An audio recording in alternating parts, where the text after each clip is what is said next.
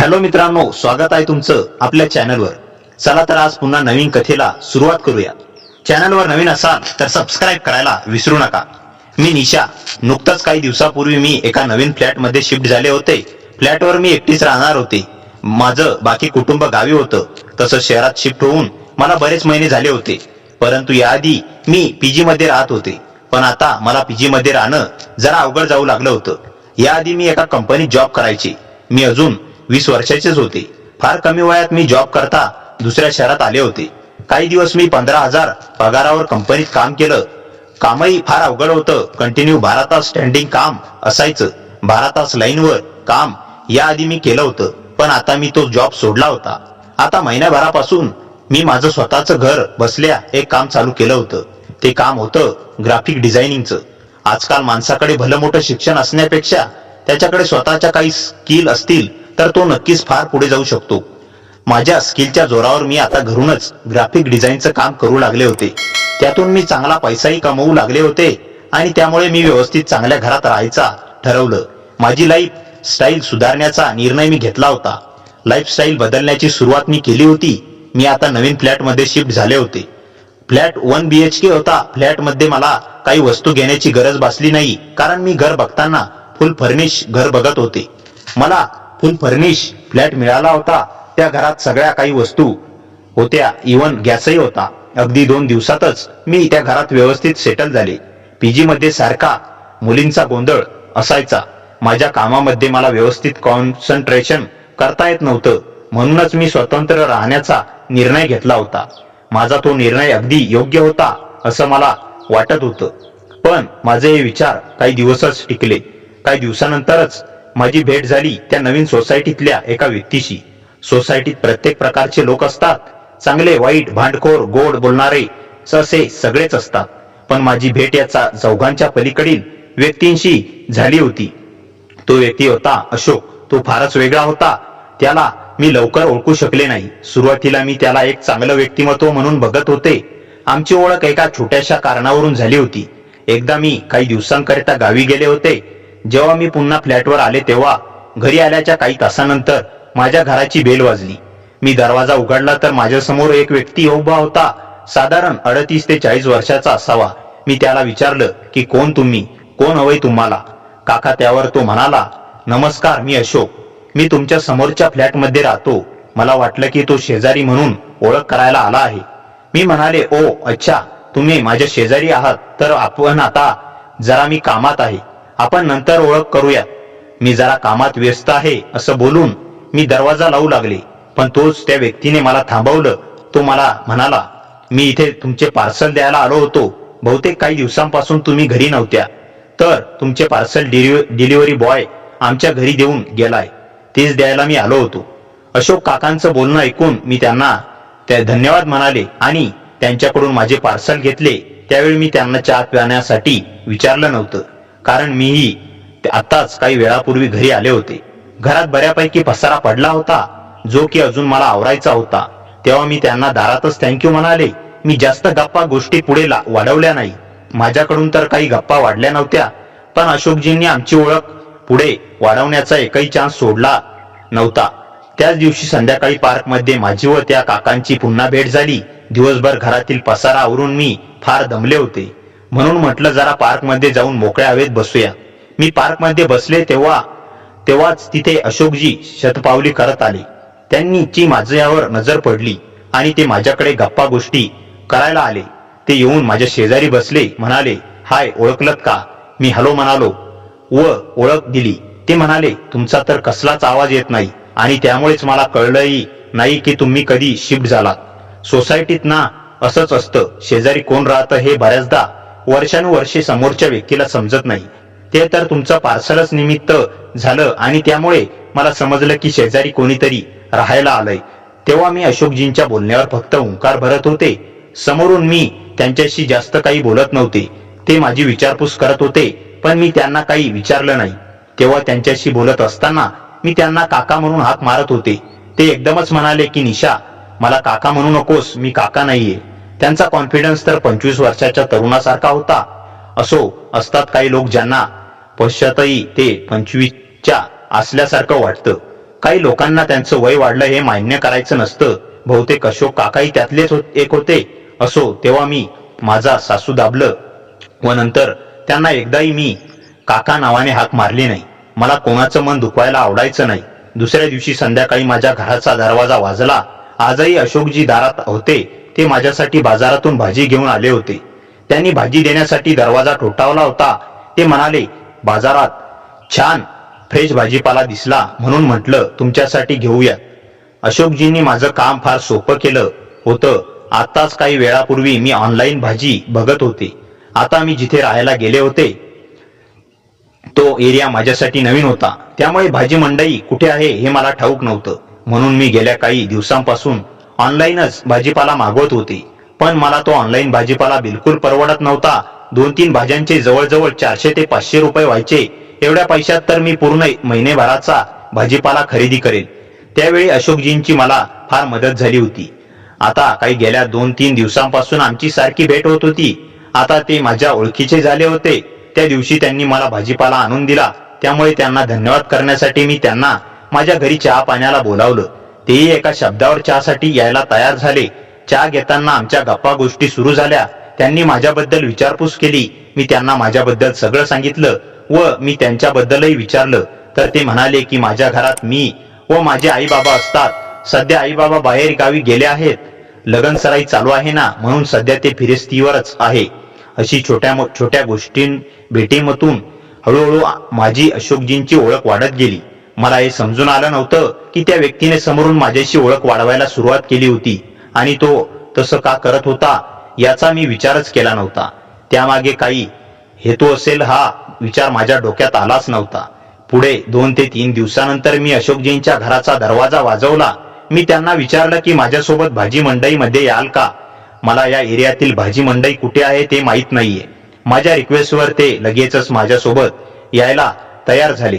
ते मला त्यांच्या गाडीवर त्यांच्या सोबत घेऊन गेले होते. भाजी खरेदी करत असताना अशोकजींनी माझी फार मदत केली. घरी येताना ते मला चाट खायला घेऊन गेले. त्यांनी मला बऱ्याच गोष्टी दाखवल्या की कुठे काय मिळतंय. त्याचबरोबर खायला कुठलं हॉटेल चांगलं आहे हे त्यांनी मला सांगितलं. त्यांनी मला डिनरसाठी नेलं होतं. मी त्यांना नाहीच म्हणत होते, पण त्यांनी माझं ऐकलं नाही. आता आमची ओळख साधारण शेजाऱ्यांची राहिली नव्हती. आमच्यात मैत्री निर्माण झाली होती. सेम वयाच्या मुलांमध्ये जशी आपापसात मैत्री असते त्या प्रकारची मैत्री आमच्यात झाली होती. आता अशोक यांचं माझ्या घरी येणं जाणं नेहमीच झालं होतं. त्या आता पाहुण्यांप्रमाणे नाही तर आपलं घर समजून घरच्या व्यक्तींप्रमाणे कधी माझ्या घरी यायचे. मी तर माझ्या घराची एक चावी त्यांच्याकडेच ठेवली होती, कारण तेच मला आता त्या शहराजवळचे होते. विश्वासाने मी त्यांच्या घरी माझी चावी ठेवली होती. त्या दिवशी मी बाल्कनीत झाडांना पाणी घालून आत घरात येत होते. तोच माझी नजर स्लायडिंगवर गेली. तिथे मला एक पाल दिसली. पालीला पाहून मी फार घाबरले. मी डोळे बंद करून पळतच घरात आले.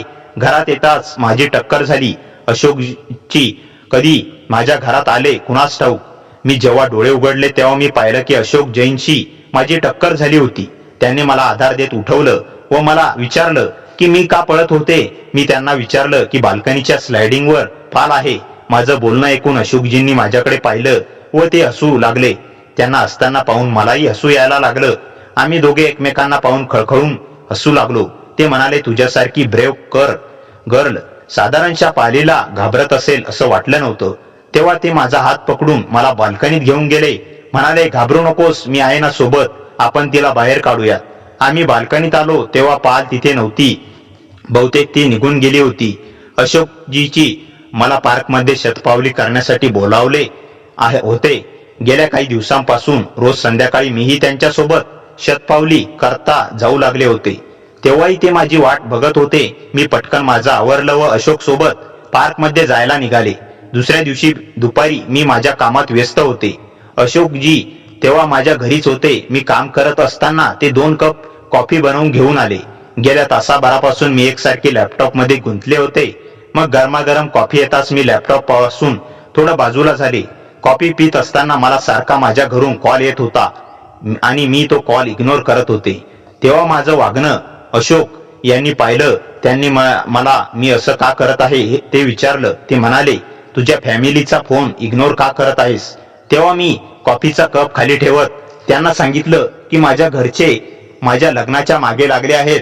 त्यांना माझ्या लग्नाची काय एवढी घाई आहे मला काही कळत नाही. मला अजून लग्न करायचं नाहीये. मला कुणा दुसऱ्याच्या पसंतीचा मुलगा नकोय. मला माझ्या पसंतीचा मुलगा हवाय. त्यावर ते म्हणाले, मग तुझ्या पसंतीमध्ये कोण आहे? मी म्हणाले, अजून तरी कोणी नाही. तेव्हा मला ते धीर देत म्हणाले, काळजी करू नकोस, लवकरच तुझ्या आयुष्यातला तुला आवडणारा मुलगा येईल. तेव्हा त्यांनी मला धीर देत माझ्या हातावर हात ठेवला आणि तेवढ्या क्षणात मनात काहीतरी झालं, असं काही जे कधी व्हायला नको होतं. आमच्या वयाचं बरंच अंतर होतं, पण त्यांचं वय त्यांच्या पर्सनॅलिटीवर दिसून यायचं नाही. त्यावेळी त्यांच्या डोळ्यात काहीतरी वेगळ्या भावना मला दिसल्या होत्या. त्या दिवशी संध्याकाळी पार्कमध्ये चालत असताना आमच्या गप्पांचा विषय जरा वेगळा होता. त्यांनी मला विचारलं की नेमका तुला मुलगा कसा हवाय, त्यांच्यामध्ये काय काय गुण असायला हवेत.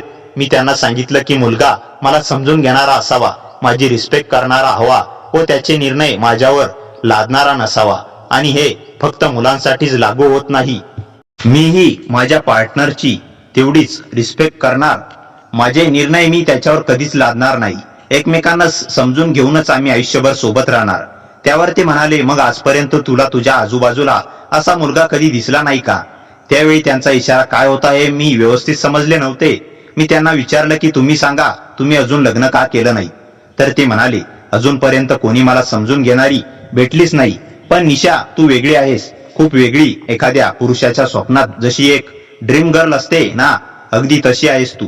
त्याच्या तोंडून माझी प्रशंसा ऐकून मी आनंदी तर झाले होते, परंतु मी विचारातही पडले होते की अचानक त्यांनी अशा प्रकारे माझी प्रशंसा का केली होती.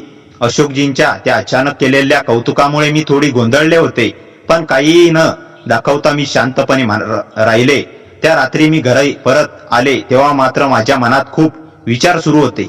मला जाणवत होतं की अशोकजींच्या वागण्यात कुठेतरी काहीतरी बदल झालाय. त्यांच्या डोळ्यातील ती विचित्र चमक, ते बोलताना अचानक निवडलेले शब्द, सगळंच काहीतरी वेगळं वाटत होतं. पुढच्या काही दिवसात त्यांच्या भेटी आणखी वाढल्या. ते जेव्हा माझ्या घरी असायचे तेव्हा त्यांच्या नजरा माझ्याकडून हटतच नव्हत्या. मी घरी एकटीच असल्याचं त्यांना खूपच सहजपणे पटवलं होतं. मी स्वयंपाकघरात करत असताना ते माझ्या मागे येऊन उभे राहत, मी मदत करू का असं विचारत अगदी जवळ उभे राहणं त्यांचं रोजचं झालं होतं. जितकं मी त्यांना मित्रासारखं पाहत होते तितकंच ते मला कोणीतरी वेगळ्या नजरेने पाहू लागले होते. एकदा रात्री मी डिझाईनचं काम करत बसले होते. वेळ साधारण 11च्या आसपास होता. अचानक मुख्य दरवाजा हलका आवाज करत उघडल्यासारखा वाटला. मी घाबरून उठले. माझ्या घराची दुसरी चावी अशोकजीकडेच होती. काही क्षणात ते हळूच हॉलमध्ये उभे राहिले. ते म्हणाले की लाईट गेली होती म्हणून पाहायला आलो, पण माझ्या घरात लाईट गेली नव्हती. मी लगेच समजले की ते काहीतरी कारण काढून माझ्या घरी आले होते. त्यांच्या डोळ्यामध्ये काहीतरी विचित्र, एक वेगळाच भाव होता. ते माझ्याकडे पाहत हळूच म्हणाले, निशा, तू एकटी आहेस ना? तुला भीती वाटत असेल म्हणून मी आलो. त्यांचा आवाज नेहमीपेक्षा खूपच मंद आणि हळुवार होता. मी समजून गेले की परिस्थिती आता बाहेर जात आहे. मी त्यांना हसत हसत बाहेर जाण्यास सांगितलं. मी म्हणाले, मी ठीक आहे अशोक, तुम्ही काळजी करू नका, मला कामही आहे. त्यांना काही क्षण माझ्याकडे निरखून पाहिलं. ते एवढा वेळ जणू त्यांच्या डोळ्यांनीच माझ्या अंगावर काहीतरी ओझं टाकलं होतं. मग ते म्हणाले, ठीक आहे, पण तुला कधीही काही वाटलं तर मी आहे. ते निघून गेल्यावर मी दरवाजाला बॅच लावला. त्या रात्री मला झोपच आली नाही. मी दिवसभर ज्या व्यक्तीला साधा शेजारी, मग मी मित्र बघत होते, त्या व्यक्तीच्या मनात माझ्याबद्दल काय सुरू आहे हे मला आता धडकी भरवणारं वाटू लागलं होतं. त्यानंतर त्यांच्या वागण्यात रोज काहीतरी वेगळं दिसायला लागलं. मी शतपावलीसाठी जायचं बंद केलं तर ते स्वतः माझ्या दारात येऊन म्हणत, आज का नाही आलीस? तब्येत ठीक आहे ना? मी फोन शांत ठेवला तर ते मेसेज करायचे, कुठे आहेस, ठीक आहेस ना, दरवाजा उघडशील का? 5 मिनिटासाठी मला श्वास घेणंही जड झालं होतं. एकदा तर त्यांनी मला सरळ विचारलं, निशा, तुला माझ्यासारखा माणूस आयुष्यात चालेल का? त्या एका प्रश्नाने माझ्या अंगावर काटा आला. मी नुसतीच हसून विषय बदलला, पण त्यांना ते आवडलं नाही असं त्यांच्या चेहऱ्यावर स्पष्ट दिसलं. त्या रात्री त्यांच्या वागणुकीत पहिल्यांदाच एक प्रकारची चिडचिड दिसली. ते म्हणाले, मी तुझ्यासाठी किती काही करतो आणि तू मला एवढं सुद्धा समजून घेत नाहीस. त्यांच्या आवाजातला स्वर मला पहिल्यांदाच धोकादायक वाटला. त्या क्षणापासून मला जाणवलं की मी एका खूप मोठ्या चुकीत अडकले आहे. ज्याला मी साधा शेजारी समजत होते तो माणूस कुठेतरी माझ्यावर मालकी हक्क असल्यासारखा वागत होता आणि तो आता माझ्या आयुष्यात असे वळण येणार होतं. त्याने माझ्या जगण्याचं सगळं अर्थच बदलून टाकणार होतं. त्या रात्रीनंतर माझं सगळंच बदललं होतं. दुसऱ्या दिवशी सकाळी उठल्यावर मी पहिली गोष्ट केली ती म्हणजे माझ्या घराची एक्स्ट्रा चावी अशोककडून परत घेण्याचा निर्णय. पण ते इतकं सोपं नव्हतं, कारण आता तो फक्त शेजारी नव्हता, तो माझा प्रत्येक हालचालीवर लक्ष ठेवत होता. मी दार उघडलं की समोरच्या फ्लॅटचा दरवाजा हलकासा उघडायचा. मी बाल्कनीत गेले की त्यांची नजर माझ्यावर असायची. मी ठरवलं की शांतपणे सगळं हाताळायचं. त्या दिवशी दुपारी मी त्यांना मेसेज केला की चावी हवी आहे, त्या माझ्या नातेवाईक येणार आहेत काही दिवसांसाठी. काही वेळाने दरवाजावर बेल वाजली. मी उघडलं तर अशोक उभे होते.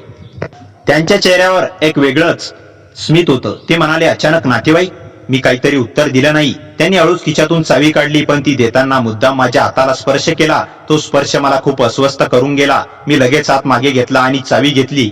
ते काही क्षण तसेच उभे राहिले आणि म्हणाले, निशा, तू माझ्यापासून काही लपवते आहेस? मी शांतपणे म्हणाले, काही नाही, फक्त कामात बिझी आहे. त्या दिवसापासून मी त्यांच्यापासून अंतर ठेवायला सुरुवात केली.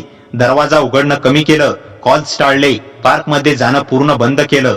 पण जितकं मी दूर जायचा प्रयत्न करत होते तितकंच ते जवळ येण्याचा प्रयत्न करत होते. एक रात्री साधारण 12 वाजता माझ्या फोनवर सतत कॉल येऊ लागले. स्क्रीनवर नाव होतं अशोक. मी कॉल उचलला नाही. मग मेसेज आला, दरवाजा उघड, मला माहित आहे तू आत आहेस. माझ्या अंगावर शहारे आले. मी लाईट बंद करून शांत बसले. काही क्षणांनी दरवाजावर हलकासा ठोका पडला, मग जोरात, मग आणखी जोरात. निशा, मला माहित आहे तू आत आहेस, दरवाजा उघड. त्यांचा आवाज आत पूर्ण बदलला होता. तो ओळखीचा नव्हता, तो धोकादायक होता. मी पूर्ण भीतीने थरथरत होते. काही वेळाने ठोके थांबले. मी समजले ते सगळे. पण काही मिनिटांनी मला बाल्कनीच्या दिशेने हलका आवाज आला. माझं हृदय अक्षरशः जोरात धडधडू लागलं. मी हळूच पडद्याच्या फटीतून बाहेर पाहिलं आणि जे पाहिलं ते पाहून माझा श्वास अडकला. अशोक माझ्या बाल्कनीच्या ग्रिल जवळ उभे होते. ते वर बघत होते, अगदी माझ्याकडे. त्यांच्या चेहऱ्यावर एक विचित्र हसू होतं. त्या क्षणी मला जाणवलं, हा माणूस सामान्य नाही. मी लगेच मागे सरकले, फोन घेतला आणि थरथरत्या हातांनी सिक्युरिटीला कॉल केला. काही मिनिटात गार्ड आले.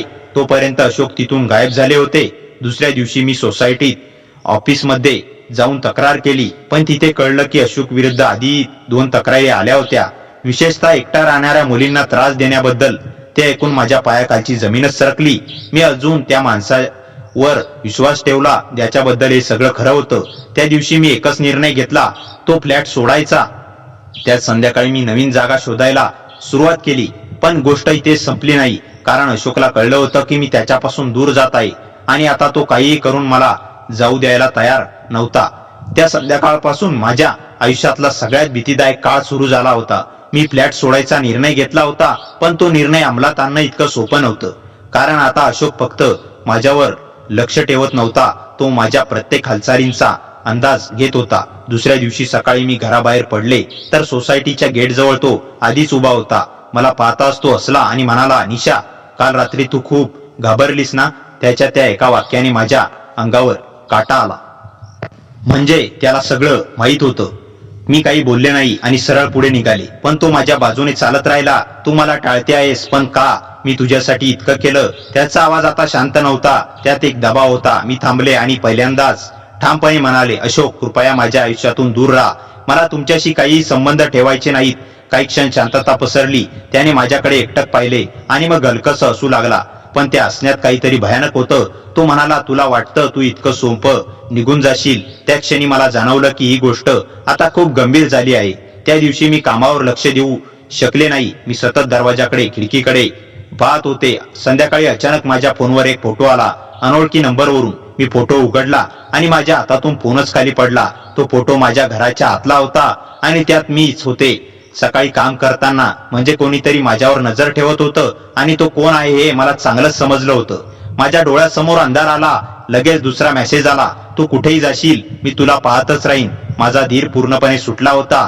मी लगेच माझ्या एका मैत्रिणीला फोन केला आणि सगळं सांगितलं. तिच्या सल्ल्याने मी सरळ पोलीस स्टेशनला गेले. तिथे मी सगळं स्पष्ट सांगितलं, त्याचं वागणं, रात्रीचे प्रकार, फोटो, मेसेजेस. पोलिसांनी लगेच तक्रार नोंदवली आणि मला आश्वासन दिलं. त्या रात्री मी एकटी फ्लॅटमध्ये राहण्याची हिंमत केली नाही. मी माझ्या मैत्रिणीकडे गेले. दुसऱ्या दिवशी सकाळी पोलीस माझ्यासोबत फ्लॅटवर आले. आम्ही दरवाजा उघडला आणि आज जे पाहिलं ते पाहून माझ्या अंगावर काटा उभा राहिला. घरात सगळं व्यवस्थित होतं, पण टेबलवर एक कागद ठेवलेला होता. त्यावर लिहिलं होतं, तू माझी आहेस आणि कायम माझीच राहशील. त्या अक्षरांनी माझ्या मनात भीतीचं वादळ उठवलं. पोलिसांनी लगेच तपास सुरू केला. सोसायटीतील सीसीटीव्ही फुटेज पाहिलं गेलं आणि त्यात स्पष्ट दिसलं, रात्री उशिरा अशोक माझ्या फ्लॅटजवळ फिरताना आणि एकदा तर डुप्लिकेट किल्लीने दरवाजा उघडताना. ते पाहून सगळं स्पष्ट झालं. काही तासातच पोलिसांनी अशोकला अटक केली. त्याच्या घरी तपास केला असता अजून धक्कादायक गोष्टी समोर आल्या. माझे फोटो, माझ्या दिनचर्येचे नोट्स आणि अजून 2-3 मुलींचेही फोटो. तो फक्त माझ्याच मागे नव्हता, तो आधीपासूनच असं करत होता. त्या क्षणी मला समजलं, मी किती मोठ्या संकटातून वाचले आहे. काही दिवसातच मी तो फ्लॅट कायमचा सोडला, नवीन जागा घेतली आणि आयुष्य पुन्हा सुरू केलं. पण त्या घटनेने मला एक मोठा धडा दिला. प्रत्येक हसरा चेहरा विश्वास ठेवण्यासारखा नसतो आणि कधी कधी ज्या व्यक्तीवर आपण सगळ्यात जास्त विश्वास ठेवतो तीच व्यक्ती आपल्यासाठी सगळ्यात मोठा धोका ठरू शकते. अशोकला मी त्याच्यापासून दूर जात आहे हे जाणवल्यापासून त्याचे वागणे आणखी विचित्र बनू लागले. मी माझ्या फ्लॅटमधून बाहेर पडले की तो समोरच्या गल्लीच्या कोपऱ्यातून मला पाहत उभा असायचा. मी लिफ्टमध्ये गेले की तो खाली थांबलेला असायचा. मी किराणा दुकानात गेले तर तो काही क्षणांनी तिथे पोहोचायचा. मी कुठेही गेले तरी त्याच्या नजरा माझ्यावरच असायच्या. हे सगळं इतकं भयानक होतं की मला घरात सुद्धा सुरक्षित वाटेनासं झालं. एक रात्री मी माझी पॅकिंग करत होते. मला दुसऱ्या दिवशी फ्लॅट सोडायचा होता. सामान आवरत असताना खिडकीच्या बाहेरून अचानक कोणीतरी चालत असल्याचा आवाज आला. मी सावधपणे खिडकीजवळ जाऊन पाहिलं आणि माझ्या अंगावर काटा आला. अंधारात झाडांच्या सावल्या बाजूला सारून कुणीतरी माझ्या खिडकीजवळ उभं होतं. तो चेहरा स्पष्ट दिसत नव्हता, पण उंची शरीरयष्टी मला लगेच समजलं तो कोण होता. अशोक. माझ्या घराच्या मागच्या बाजूला परिसर पूर्ण शांत होता. तिथे गार्डची पेट्रोलिंग फार कमी होती. तो इतक्या शांतपणे उभा होता की जणू तो माझं घर पाहत नसून माझ्यातून सरळ पाहत होता. मी हळूच त्याचा फोन काढला आणि माझ्या पुन्हा सिक्युरिटीला कॉल केला, पण त्यांना येईपर्यंत तो गायब झाला. त्या रात्री मी एकही क्षण झोपले नाही. मी पॅकिंग थांबवलं आणि पहाटेच घर सोडून जाण्याचं ठरवलं. सकाळी मी कॅब बोलावली, मोठी बॅग बाहेर आणली आणि दार लॉक करून चालू लागले. लिफ्ट समोर पोहोचताच माझं हृदय धडधडलं.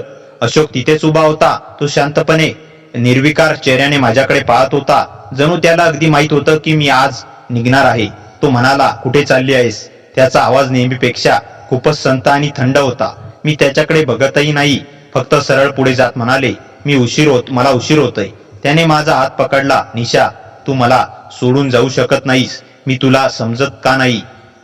त्याचा हात इतका घट्ट होता की माझ्या मनगटात वेदना होऊ लागल्या. मी जोराने हात सोडवत म्हणाले, अशोक प्लीज, हे सगळं चुकीचं आहे, मला जाऊ द्या. तो आणखी जवळ येत म्हणाला, तू माझ्यावर इतका विश्वास ठेवला, माझ्याकडे चावीही ठेवलीस आणि आता मला टाळते आहेस. तू माझी आहेस निशा. त्या वाक्याने माझ्या पायाखालची जमीनच सरकली. मी घाबरून मागे सरकले. तो पुढे आला, पण तेव्हाच लिफ्टचं दार उघडलं आणि 2 लोक बाहेर आले. त्यांना पाहताच अशोक मागे हटला. त्याच्या डोळ्यात एक वेडसर चिडचिड दिसत होती. मी त्या लोकांच्या मध्ये उभे राहिले आणि पटकन लिफ्टमध्ये गेले. खाली उतरून मी कॅबमध्ये बसले. कॅब सुटताच मी रियर मिररमध्ये पाहिलं. अशोक बिल्डिंगच्या गेटवर उभा होता आणि माझ्या गाडीला जाताना पाहत होता. त्याच्या चेहऱ्यावर एक विचित्र हसू होतं. त्या दिवशी मी फ्लॅट सोडला, पण ही गोष्ट संपली नव्हती. कारण मी ज्या नवीन घरात पोहोचले होते तिथे रात्री साधारण 9 वाजता माझ्या फोनवर एक मेसेज आला. नवीन घर मला खूप सुंदर दिसतंय, विशेषतः बाल्कनीची लाईट. मी थरथरले. मी कोणालाही माझा नवीन ऍड्रेस सांगितला नव्हता. मग त्याला कसं कळलं? मी घाबरून खिडकीजवळ गेले. बाल्कनीच्या बाहेर अंधार होता, पण मला जाणवलं कुणीतरी माझ्याकडे पाहतंय. कथा अजून संपत नाही, कारण अशोक आता फक्त माझ्या काळजात भीती निर्माण करत होता. तो माझ्या सावलीसारखा माझ्या मागे लागला होता. आणखी धोकादायक पद्धतीने त्या मेसेज नंतर माझ्या अंगावर काटा आला. अक्षरशः मी काही ते क्षण तिथेच थिजून उभी राहिली. माझ्या डोक्यात एकच प्रश्न फिरत होता, त्याला माझा नवीन पत्ता कसा कळला? मी कोणालाही सांगितलं नव्हतं, अगदी घरच्यांनाही नाही. भीतीने मी लगेच दरवाजा, खिडक्या सगळं नीट बंद केलं आणि पडदे लावले. पण पडदे लावूनही मनातली भीती काही कमी होत नव्हती. मी ठरवलं की आता ही गोष्ट साधी राहिली नाही, मला कोणाची तरी मदत घ्यायलाच हवी. त्या रात्री मी माझ्या मैत्रिणीने सगळं सांगितलं. ती मला म्हणाली की लगेच पोलिसात तक्रार कर. सुरुवातीला मला थोडी भीती वाटत होती, पण शेवटी मी धाडस केलं आणि दुसऱ्या दिवशी सकाळी जवळच्या पोलीस स्टेशन मध्ये गेले. मी सगळा प्रकार त्यांना सांगितला. चावी, त्याचं वागणं, रात्री येणं, पाठलाग आणि शेवटचा मेसेज. पोलिसांनी सगळं ऐकून घेतलं आणि मला विचारलं की माझ्याकडे काही पुरावे आहेत का. सुदैवाने माझ्याकडे त्याचे काही मेसेजेस होते. त्यांनी तक्रार नोंदवली आणि मला आश्वासन दिलं की ते तपास करतील. त्या दिवशी संध्याकाळी मी थोडी रिलॅक्स झाले होते. वाटलं आता सगळं ठीक होईल. पण रात्री साधारण 11च्या सुमारास पुन्हा माझ्या फोनवर एक मेसेज आला. पोलिसांकडे जाऊन काही फायदा नाही निशा, ते तुला वाचवू शकणार नाहीत. हा मेसेज पाहताच माझ्या हातातून फोन खाली पडला. म्हणजे त्याला हेही कळलं होतं की मी पोलिसांकडे गेले आहे. आता ही गोष्ट खूपच गंभीर बनली होती. दुसऱ्या दिवशी पोलिसांनी मला कॉल करून सांगितलं की त्यांनी अशोकला चौकशीसाठी बोलावलं होतं, पण तो घरी नव्हता. त्याचा फोनही बंद येत होता, जणू तो अचानक गायबच झाला होता. काही दिवस गेले. त्या दरम्यान मला त्याच्याकडून कोणताही मेसेज किंवा कॉल आला नाही. हळूहळू मी थोडी नॉर्मल होऊ लागले. मी कामावर लक्ष द्यायला लागले. बाहेर जाणंही पुन्हा सुरू केलं. मला वाटलं कदाचित सगळं संपलं आहे. पण एक संध्याकाळी मी माझ्या घरात एकटीच बसून काम करत होते. अचानक मला दरवाजाच्या लॉकमध्ये कुणीतरी चावी फिरवल्याचा आवाज आला. माझं हृदय जोरात धडधडू लागलं. मी सावधपणे उठले आणि हॉलमध्ये आले. दरवाजा हळूहळू उघडत होता आणि काही क्षणातच दरवाजा पूर्ण उघडला. माझ्या डोळ्यासमोर जे दृश्य होतं ते पाहून मी गोठले. दारात अशोक उभा होता. त्याच्या हातात माझ्या घराची चावी होती आणि चेहऱ्यावर तेच भयानक हसू. तो हळूच म्हणाला, मी सांगितलं होतं ना, तू कुठेही गेलीस तरी मी तुला शोधून काढेन. त्या क्षणी मला समजलं, ही फक्त भीती नव्हती, हा एक सापळा होता आणि मी त्यात पूर्णपणे अडकले होते. अशोकला दारात पाहताच माझ्या अंगातील सगळी ताकद जणू संपली होती. पण पुढच्या क्षणी माझ्या मेंदूने वेगाने काम करायला सुरुवात केली. भीतीने गोठून उभं राहणं आता पर्याय नव्हता. मी स्वतःला सावरला आणि शांतपणे मागे सरकत फोनकडे नजर टाकली. अशोक हळूहळू आत येत होता. त्याच्या चेहऱ्यावर तेच वेडसर हसू होतं. तो म्हणाला, किती पळशील निशा, शेवटी यायचं माझ्याकडेच आहे तुला. मी काही उत्तर दिलं नाही. मी जाणीवपूर्वक त्याच्याशी वाट घालणं टाळत होते. तो आणखी जवळ आला. तू मला का टाळते आहेस? मी तुझ्यासाठी सगळं केलं आणि तो बोलत होता आणि मी शांतपणे टेबलवर ठेवलेल्या फोनकडे सरकत होते. माझ्या हाताने हलकासा फोन उचलला आणि मी पटकन इमर्जन्सी नंबर डायल केला. कॉल कनेक्ट झाला, पण मी काही बोलले नाही. फक्त फोन सायलेंटवर ठेवून बाजूला ठेवला. अशोक अजूनही त्याच्या भावनांमध्ये गुंतलेला होता. तो अचानक माझ्या खूप जवळ आला आणि माझा हात पकडला. निशा, मला सोडून जाऊ नकोस. त्याचा आवाज आता थरथरत होता, पण पकड मात्र घट्ट होती. त्या क्षणी मी पूर्ण ताकदीने त्याला ढकललं. मी थोडा मागे गेलो. मी लगेच दरवाजाकडे धाव घेतली, पण त्याने पटकन माझा हात पकडून मला ओढलं. मी घाबरले होते, पण हार मानायची नव्हती. मी जवळच ठेवलेली फुलदाणी उचलली आणि जोरात त्यांच्या हातावर मारली. त्याचा हात सैल झाला. मी संधी साधून दरवाजा उघडला आणि बाहेर पळाले. मी जिन्यातून खाली धावत होते आणि जोरात मदतीसाठी ओरडत होते. काही लोक बाहेर आले. त्याच वेळी पोलिसांची गाडीही आली. माझा कॉल आधीच कनेक्ट झाल्यामुळे लोकेशन ट्रेस करून ते लगेच पोहोचले होते. अशोक वरून खाली येत होता, पण पोलिसांना पाहताच थांबला. त्याचा चेहरा बदलला होता. तो काहीतरी बोलायचा प्रयत्न करत होता, पण पोलिसांनी त्याला लगेच पकडलं. तो ओरडत होता, निशा, तू माझी आहेस, तू कुणाचीही होऊ शकत नाहीस. पण यावेळीचा त्याचा आवाज कमकुवत झाला होता. सगळ्यांसमोर त्याचं खरं रूप उघड झालं होतं. पुढच्या काही दिवसांत पोलीस तपासात त्याच्याबद्दल अजूनही भयानक गोष्टी समोर आल्या. याआधी त्याने अशी प्रकारे काही मुलींना त्रास दिला होता. काहींनी भीतीपोटी तक्रार केली नव्हती, पण यावेळी पुरावे ठोस होते. त्याच्यावर केस दाखल झाली आणि शेवटी त्याला शिक्षा झाली. त्या दिवसानंतर माझ्या आयुष्यात पुन्हा शांतता आली. मी हळूहळू सगळ्या गोष्टी विसरण्याचा प्रयत्न केला. या अनुभवाने मला एक मोठा धडा दिला. प्रत्येक चांगुलपणाच्या मागे खरंच चांगुलपणा असतोच असं नाही. कधी कधी आपण ज्याच्यावर सर्वात जास्त विश्वास ठेवतो तोच आपल्यासाठी सर्वात मोठा धोका ठरू शकतो.